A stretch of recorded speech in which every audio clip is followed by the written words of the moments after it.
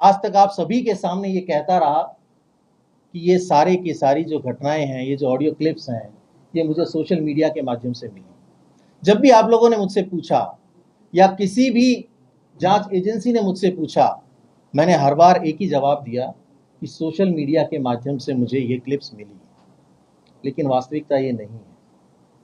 वास्तविकता ये है, 16 जुलाई 2020 को शाम को कुछ ऑडियो क्लिप्स वायरल हुई आपके माध्यम से, क्योंकि मैंने अपने फ़ोन नंबर 9829620202 से आप सभी मीडिया के साथियों को वो ऑडियो क्लिप्स भेजी थी। उन ऑडियो क्लिप्स में कथित रूप से खरीद फरोख्त कर, विधायकों की खरीद फरोख्त कर सरकार को गिराने की साजिश रची जा रही थी। और मुझे जो कहा गया मैंने वो किया। अब घटना इस तरह से थी, 16 जुलाई 2020 को मुख्यमंत्री अशोक गहलोत जी होटल फेयरमाउंट आए थे, क्योंकि उस क्राइसिस के दौरान जो विधायक इस तरफ थे उन सभी को बाड़ेबंदी के रूप में होटल फेयरमाउंट में रखा हुआ था। और लगभग दोनों समय, सुबह और शाम, मुख्यमंत्री अशोक गहलोत वहां आते थे, बातचीत करते थे और ये उनका रूटीन था। 16 जुलाई 2020 को लगभग 3:30-4 बजे के आसपास वो होटल फेयरमाउंट से निकल गए। उनके जाने के 1 घंटे बाद उनके पीएसओ रामनिवास का मेरे पास कॉल आया कि आप तुरंत आइए मुख्यमंत्री निवास, मुख्यमंत्री जी आपको बुला रहे हैं। मैं वहां से 10 मिनट बाद निकला और सीधा मुख्यमंत्री आवास पहुंचा। चूंकि कूकस बड़ी दूरी पे स्थित है, आने में लगभग 1 से 1.5 घंटा लगता है। उस दौरान भी मेरे पास 3 से 4 बार रामनिवास के फोन आए कि आप अभी तक पहुंचे नहीं। मैं तुरंत जब वहां पहुंचा तो मैंने देखा कि पिंक हाउस के चैम्बर में मुख्यमंत्री अशोक गहलोत मेरा इंतजार कर रहे हैं।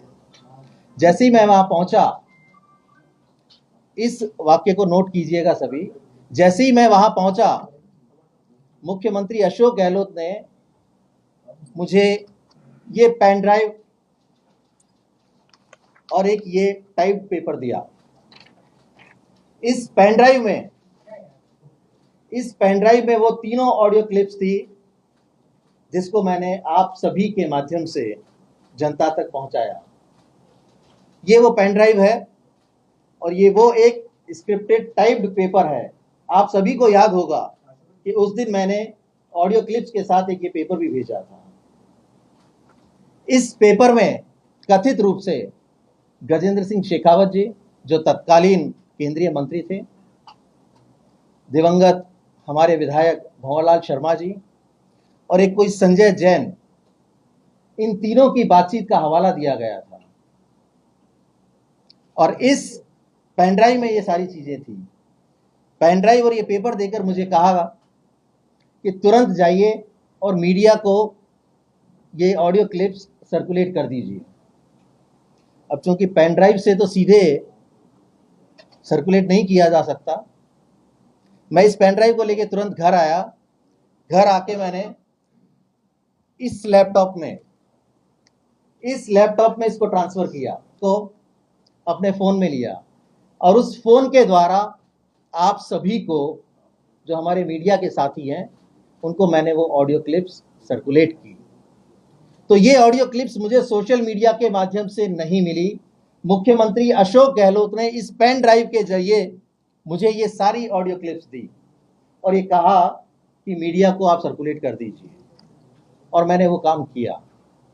अगले दिन अखबारों में जिस तरह से खबरें छपी, और सभी को ये घटनाक्रम पता है कि जैसे ही ये ऑडियो क्लिप्स रिलीज हुई उसके बाद मुकदमे दायर हुए और जो सारा घटनाक्रम था कि किस तरह से खरीद फरोख्त की बात की जा रही है, कौन लोग हैं जो सरकार गिराना चाहते हैं, क्योंकि सीधे तौर पर केंद्रीय मंत्री गजेंद्र सिंह जी को इसमें इन्वॉल्व किया गया और ये आरोप लगाया गया कि बीजेपी के लोग सचिन पायलट के साथ मिलकर या बाकी के और जो विधायक हैं उनके साथ मिलकर सरकार को गिराना चाहते हैं।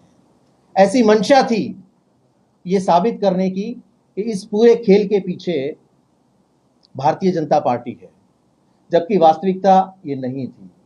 हम सभी ने सुना कि हमारे नौजवान नेता तत्कालीन उप मुख्यमंत्री सचिन पायलट जी ने ये कहा कि हम लोगों की सुनवाई नहीं हो रही थी, हम लोग अपनी बात कहना चाहते थे, इसलिए हम सब लोग एकत्रित होकर अपनी बात को कहने के लिए वही तरीका हमें मुफीद लगा, हम लोग इकट्ठे हुए और आला कमान तक अपनी बात पहुंचाना चाहते थे।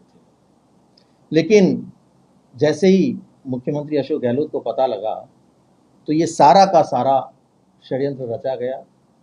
जो लोग उनके साथ गए थे उन सभी के फोन्स सर्विलांस पे थे, सभी को ट्रैक किया जा रहा था, इंक्लूडिंग सचिन पायलट जी। और जब ट्रैकिंग की जा रही थी तो ये पता लग रहा था लगातार कि कौन कहां किस तरह का मूवमेंट कर रहा है। तो आप सभी को याद होगा कि 3 विधायकों के साथ डील करके उनकी रात को 1:30 से 2 बजे के बीच में प्रेस कॉन्फ्रेंस करवाई गई मुख्यमंत्री आवास पर, और वो प्रेस कॉन्फ्रेंस भी मैंने ही करवाई थी।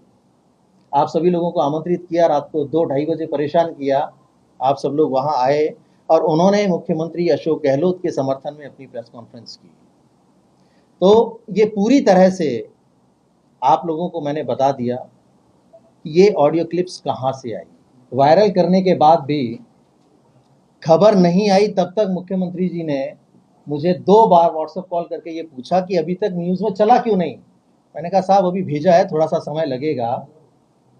और जैसे ही वो खबर आई तब मुझे पता लगा कि इन ऑडियो क्लिप्स में है क्या, अन्यथा मुझे ये तक पता नहीं था कि इसमें क्या है, ऑडियो क्लिप्स किस चीज़ से संबंधित हैं। मुझे डायरेक्शन दिए गए और मैंने उनकी पालना की।